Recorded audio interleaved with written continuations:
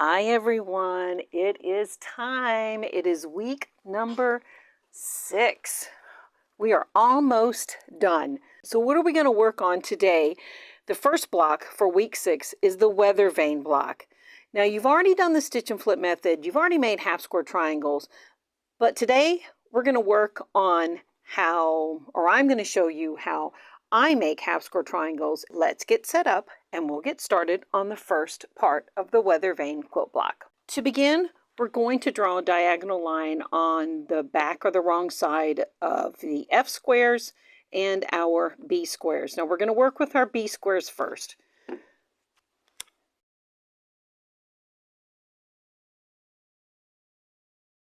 So here's how I make half square triangles. This is the 2 at a time method. So I'm going to take these. It's very simple. So I have the diagonal line drawn on both, okay? But what I do is I go right sides together. Now the pattern is not instructed this way. In the pattern, I tell you once you draw the diagonal line, you're going to sew a 1/4 inch seam on both sides, a 1/4 inch seam away on both sides of the drawn line. But to save a step, because you got to cut it apart anyway, I go ahead and I align them right sides together, and then I cut on that line before I stitch. Then I pick them up, take them to the sewing machine, and sew. And I'm going to sew on that long leg. Now I do this for all of them, unless there's a lot to do, but sometimes I just find that it's quicker and easier to do this method. All right, so I'm going to get these done, and then the next step, you will press them and trim them to size.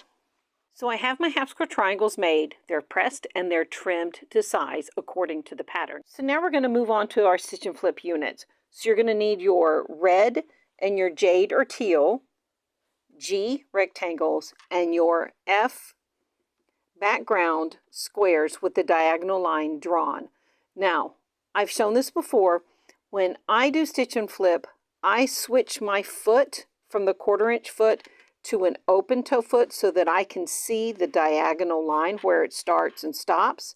It's easier for me, and just offering that as a tip for you. Now, the next thing we need to realize is that these are going to be directional. In the pattern, it tells you your drawn line, the direction it needs to run. So for the red, the diagonal line needs to run from the top left corner down to the bottom right corner. And for your other one, it needs to start in the top right and go down to the left bottom corner. Another tip, instead of sewing at the corner right here, I begin sewing down here and work towards the corner. Now, I'm going to begin sewing down in this corner, and I will sew all the way to the corner, and then I will feed this one in. Again, I will start in the corner, and then on this one, I will feed this corner in first so I can sew, or not the corner, but this side right here, so I can sew towards the corner, and same with that one. All right, I'm going to get these done, and I'll be right back. Now that they're done, before I trim them away, and in the pattern it tells you trim a 1/4 inch away from the stitched line. So you will take your ruler, or you can use scissors, it doesn't matter. But I take my ruler and I trim it off. So it's over here and this section's going to come off. But if this is your first time, you're just now finding out about the quilt along, take this before you trim and flip it over and make sure that it goes all the way to this outer edge first. Just fold it over. You can push it over with your fingers. And if it does not come all the way out to the edge of the red or the original rectangle piece, then only trim this piece right here. Don't trim off the back, because then you have the original, the foundation piece there, okay? I'm going to go ahead and get mine trimmed, and then you're going to press them in place. Now watch the pressing arrows in the pattern, because The red ones are pressed this way, and the greens, the seam allowance presses down towards, or excuse me, not green, but the jade or teal presses in the other direction. That is so that they nest easier. All right, now we're going to put our corner units together. You'll need to make 2 red and 2 green. Notice they're directional. Notice the taller green unit is on the left side and the taller red is on the right side. So the first thing you're going to do is you're going to grab your A squares. I always lay the block out. A square, look, that's centered like spot on, and I did not mean to do that. So you're going to go right sides together with your A to the half square triangle, and notice how the half square triangle is placed.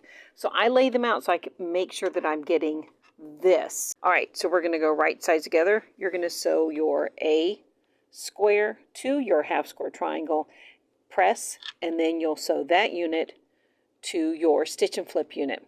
All right, I'm going to get these 2 done. Make sure when you're finished sewing and you've pressed, make sure they are the correct size and the pattern has the correct size. I've got my corner units complete. Now we're going to move on to the very center. They kind of look like little houses. So you're going to need your dark blue C and your yellow D and your F background squares. You should have already drawn the diagonal line on the back side of your F squares. Now, I have you sew the yellow to the dark blue first. That way, you will not get confused where the stitch and flip goes. So before you join the yellow, make sure that this is a rectangle and check the size in the pattern, because I promise, even I cut them as squares first and was like, oh shoot, let me go fix that. Okay, we're going to go stitch and flip right sides together.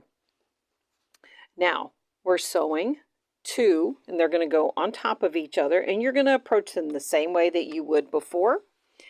I'm going to begin sewing here, down in this corner here, because the feed dogs can grab it, or you can sew here to here. It doesn't matter. We're not starting in a corner, so that makes it easier. So again, you can start here and sew this way, or start here and sew this way. And again, I am using my open toe foot. Once you get this one sewn, trim 1/4 inch away, flip it in place and press, and watch the pressing arrows in the pattern. And then you will lay this piece on, and the diagonal line goes from here to here. So make sure you have it in the correct direction. Of course, if you try to sew it like that, that's just not going to work. There's only one way to do it. All right, I'm going to get mine sewn, and I'll be right back. All right, I have all 4 of my, I'm going to call these little houses. They just look little houses to me. I have all 4 of them complete, and now it's time to lay out the block. So you're going to need your background 2 E square. So let's lay that out in the middle. I'm going to move all these and get started. Okay.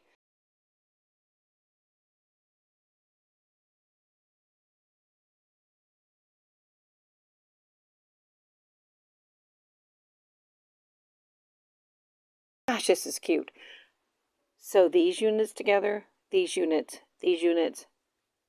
press as you go, and then join row 1 to row 2 and row 3 to row 2, and your block is complete. I'm going to get mine sewn. I'll meet you back in a second. I have my Weathervane block now put together, and it's time to get started on the Bearpaw variation quilt block.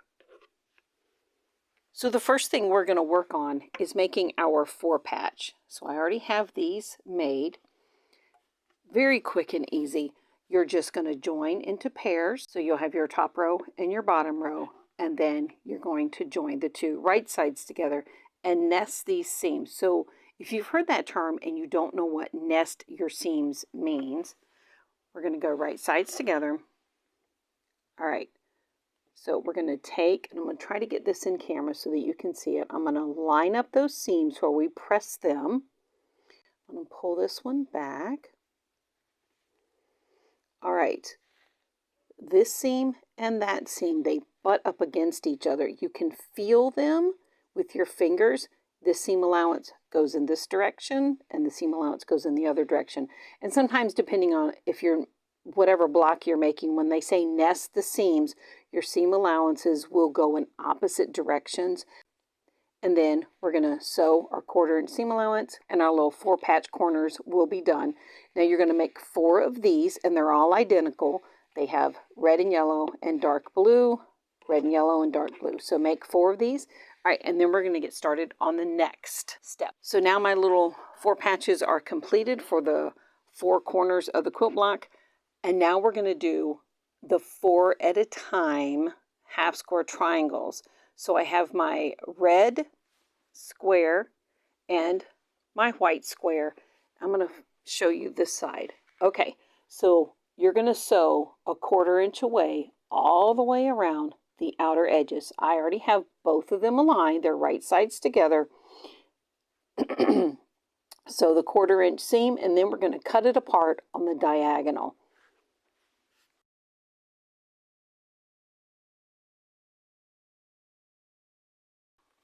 We have 4. We're going to open and we're going to press each one and then trim each one to size according to the pattern. Let me get these done and I'll meet you back here. So now we're ready to assemble our bear paw corners. We have our 4 patches, and then we have our 4 at a time half square triangles, and you're going to need your background squares. So I lay it out every time just like this, because otherwise I will inevitably sew them in the wrong direction. We're going to sew these 2 together first, and then these 3, and press as you go.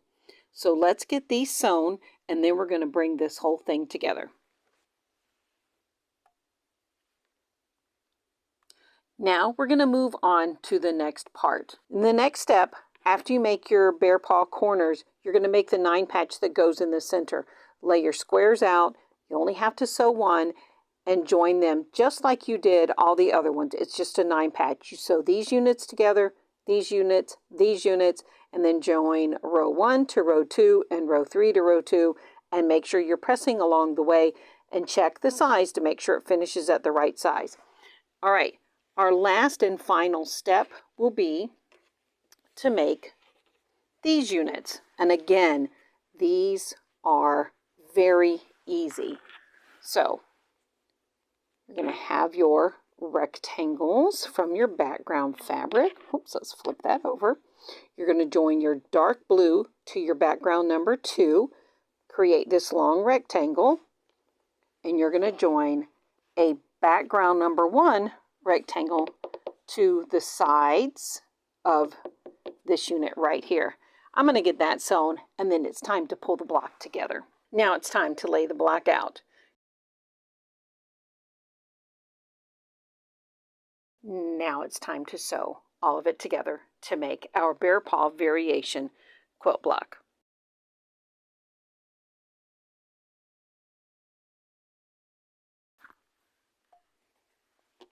And there we go. Now we have our bear paw variation quilt block complete, and our Weathervane. How fun is that? All right. Thank you for joining me today, and I cannot wait to pull this all together. Week 7 will be the final pattern block release, and that will be your border and your sashing information. All right, I can't wait till next week, and I can't wait to see how everybody's quilts have turned out. So please send me an email showing me your progress. I really would love to see it. You'll find my email address below in the description box, or right here on the screen, info@nancymcnallyquilts.com. Have a wonderful day, and thank you again for watching.